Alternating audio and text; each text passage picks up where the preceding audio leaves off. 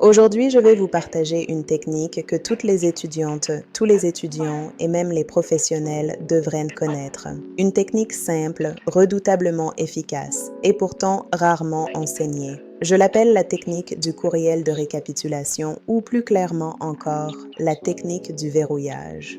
Il faut d'abord comprendre une chose essentielle. Le journal personnel, les notes que vous prenez après une interaction, servent à vous protéger vous. Mais le courriel de récapitulation, lui, sert à coincer l'autre. C'est un outil offensif, stratégique, juridique et parfaitement légitime. Il ne sert pas à attaquer frontalement, mais à transformer une parole fragile en trace écrite opposable.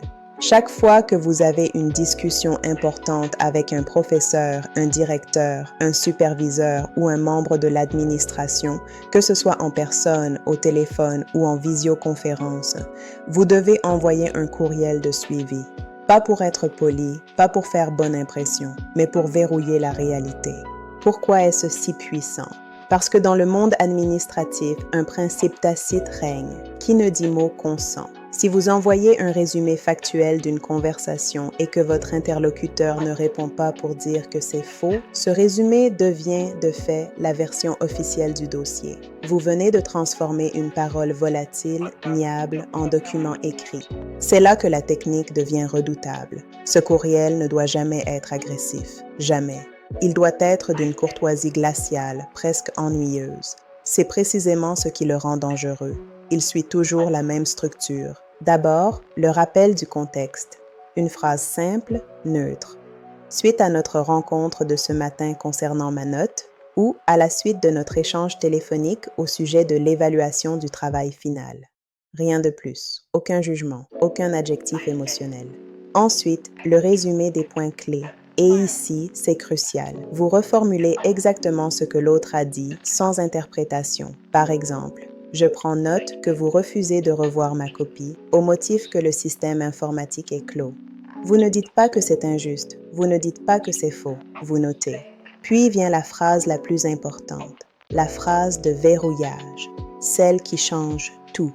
Sauf indication contraire de votre part, je considérerai que ce résumé reflète fidèlement notre échange.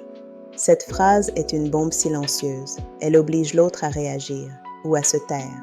Et c'est là que le piège se referme. Imaginez la situation. Vous sentez qu'une erreur a été commise dans votre évaluation.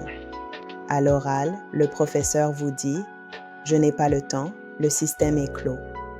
En réalité, c'est souvent faux. Les systèmes peuvent presque toujours être rouverts.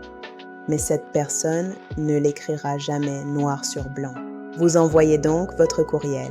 Vous écrivez calmement que la révision est refusée parce que le système est clos. Deux scénarios sont possibles. S'il ne répond pas, vous avez désormais une preuve écrite que le refus repose sur une raison technique. Une raison que vous pouvez ensuite contester auprès du département informatique, du programme ou de l'administration. S'il répond en disant « Je n'ai jamais dit ça », alors il est obligé de reformuler sa position, de donner une autre justification, et vous rouvrez la discussion. Dans les deux cas, vous gagnez du terrain. Ce type de message transforme un échange verbal fragile, facilement niable, en un document solide, difficile à ignorer, difficile à réinterpréter plus tard. Même si l'institution tente de minimiser ou de réécrire l'histoire, votre courriel reste là, daté, clair, opposable. Cette technique, je ne l'ai pas apprise dans un manuel. Je l'ai apprise sur le terrain, à mes dépens. Et c'est exactement ce genre d'outil que je développe en profondeur dans mon livre « Université en territoire hostile ».